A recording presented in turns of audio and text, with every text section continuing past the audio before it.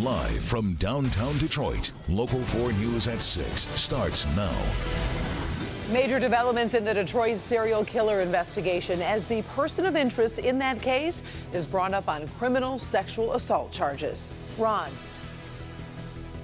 Macomb County prosecutor Eric Smith has trouble with the Michigan State Police, legal trouble, and then he decided he was going to spar with Local 4's lawyers. He had documents. Did he give them up? We'll tell you. All right, Rod. Plus, a Utica man redefining the term repeat offender as he's pulled over for drunk driving for the 14th time. It is a list no one should be on. A Macomb County man might hold the record for the most drunk driving arrests. Lucian Hebert from Utica was arrested over the weekend, pulled over while driving a moped on Hall Road, and this isn't his second or third DUI, as we mentioned. Our Nick Monacelli reports this evening as we get our first looks at dash cam video of Hebert's latest arrest, his 14th. So the Utica Police Department, Utica officers saw a moped traveling here on Hall Road, but you can't do that on a road that's more than 35 miles per hour. So they pull the driver over, stopping him here, and then they realize that, well, he was drunk. This is dash cam video from a Utica police car. Mopeds can't be on Hall Road, so the driver was pulled over. You got a license? No. That thing got a kickstand? Yeah. Put it down. Then the officer realized the driver is Lucian Hebert, and this was about to be his 14th drunk driving arrest after he failed the first test of balancing on one foot. You have a medical problem that affects your balance? Is that what you're telling me? I don't know. What do you mean you don't know? Man, I can't do it. Can you picture a straight line projecting in front of you? Yeah, come on, man. Are you crazy or something? I'm not crazy. Are you crazy? Hebert has been racking up DUI arrests in Utica since 1982, almost always at least twice the legal limit. Go, go, go, go, go, go, go, go, go, go, go, go, go. That's fine. This time, his blood alcohol content was 0.21. The obvious question is why Hebert wasn't in jail already. That's going to be on the court system ultimately, and where that falls. If he's been complying with whatever sentencing guidelines that have been put in place, probationary issues, then ultimately that's what puts him back on the street. Now he's in the Macomb County Jail. It will be up to a judge what happens next. The scary part is when they do get their hands on a motor vehicle, ultimately it's not just their life they're jeopardizing. Obviously it's that of the general public. You said you weren't drinking, right? You're under arrest. Hands on your back. In Utica, Nick Monacelli, Local 4. Right now, no word on when he might be back inside a courtroom. We'll continue to follow this story for you and make sure to keep you updated. We're getting brand new information tonight in the investigation into the Macomb County Prosecutor's Office. Information the government did not want us to have. Our parent company, Graham Media, sued the prosecutor's office under the Freedom of Information Act. Well, today, a judge ordered the prosecutor to release documents in connection with the investigation, including search warrant information. Local 4's Rob Maloney was there and has the update.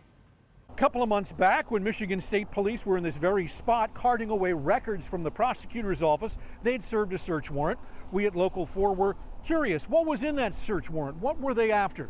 We put in a Freedom of Information request with the county wanting to see that search warrant. Well, it turns out the Corporation Counsel's office said that they didn't have it, that the prosecutor did.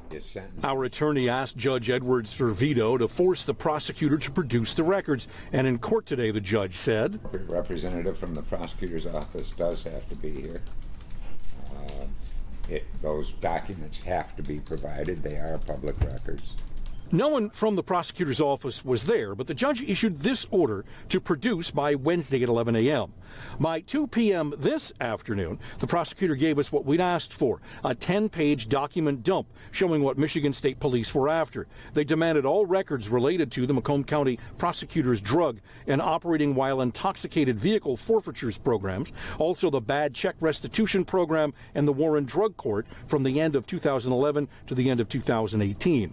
Property to be searched and seized was a lengthy list, but starts with all bank accounts and internal account records, credit card statements, invoices, and Prosecutor Eric Smith's computer and cell phone, along with the computers and cell phones of Smith's deputy, James Langtree, and Chief Operations Manager, Derek Miller.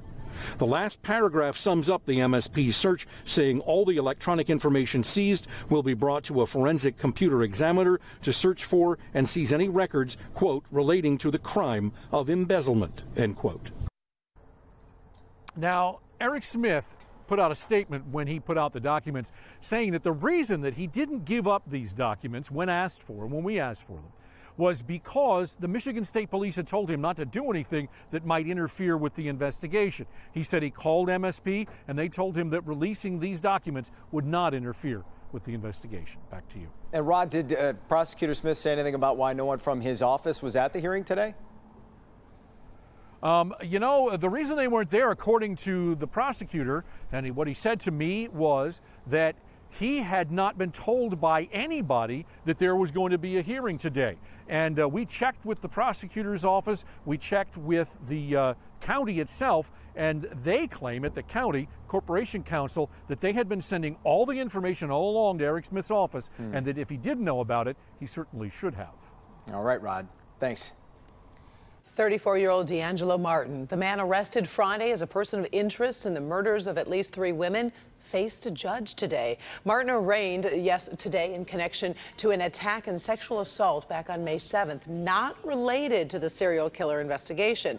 For the very latest, let's send things over to Priya Mann. Priya, Martin is facing a long list of charges. Yeah, that's right. And he may also be responsible in a 6th case that's involving Deborah Reynolds. And it just so happens she was last seen by Ferndale police. Now, during that run-in with police, she was with D'Angelo Martin, the man police have now named a suspect in that serial killer investigation out of Detroit. Tonight, her family is wondering why more wasn't done to investigate Martin when Reynolds was initially reported missing. I miss her very much. 64-year-old Deborah Reynolds has been missing since last summer. This is dashcam video of the woman during a run-in with Ferndale police. At the time, she was with D'Angelo Martin, now the suspect in a serial killer case out of Detroit.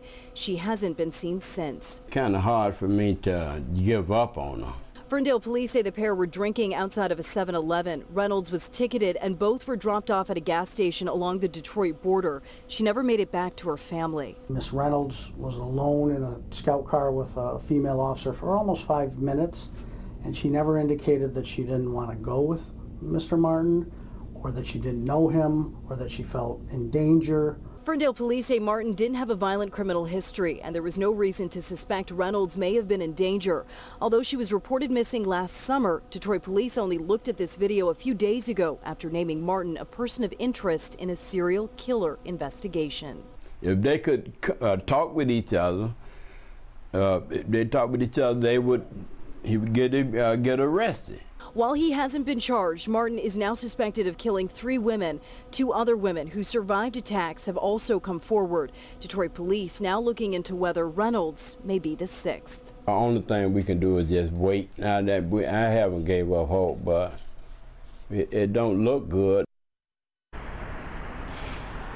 And it doesn't look good in part because of these 3 women that police have now identified. Detroit police identified the 3 women who were killed as Nancy Harrison, Travisine Ellis, and Tamara Jones. They're all in their 50s. Now, what's important to note, Martin has only been charged right now in an unrelated sexual assault. But Detroit Police Chief James Craig says you can expect a lot of developments within the next 48 to 72 hours. Reporting live, I'm Priya Mann, Local 4. All right, we know you'll be following this one closely. We appreciate it. Thank you, Priya. New tonight, we are hearing from the family of Tamara Jones, that 3rd woman police believe to have been killed by the serial killer. Here's just a little of what they had to say. When we found out Thursday, I'm lost for words. You know, you see this every day, and you see it on the news, but you could never imagine it being your own family.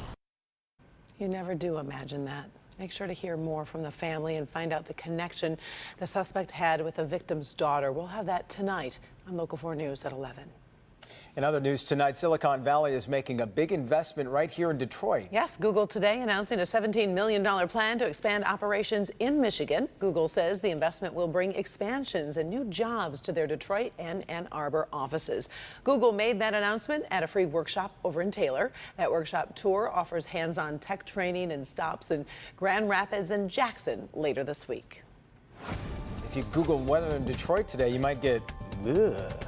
I think that would be a good description. Does Google say that? I don't know if they do, Ben. How many G's and H's are exactly in that? It's cloudy, it is cool, and it is windy out there. Sustained winds right now, 15 to 20 miles an hour, but we've got gusts even higher than that. They'll subside once the sun goes down.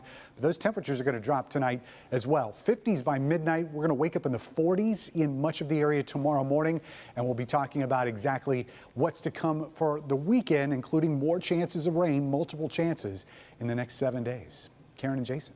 Sounds good, Ben. All right. Let's see what Lester Holt and his team are working on for Nightly News tonight, immediately following our show. Lester joins us live from New York City with a preview. Hi, Lester. Hey, Karen and Jason. Coming up, America under pressure. Millions using those fitness trackers, but could they be doing more harm than good to your mental health? Plus, more troubling headlines from the Dominican Republic have some Americans concerned about safety and even thinking about canceling trips there. Yeah, and that island really depends on tourism. Are tourism officials worried at all, Lester?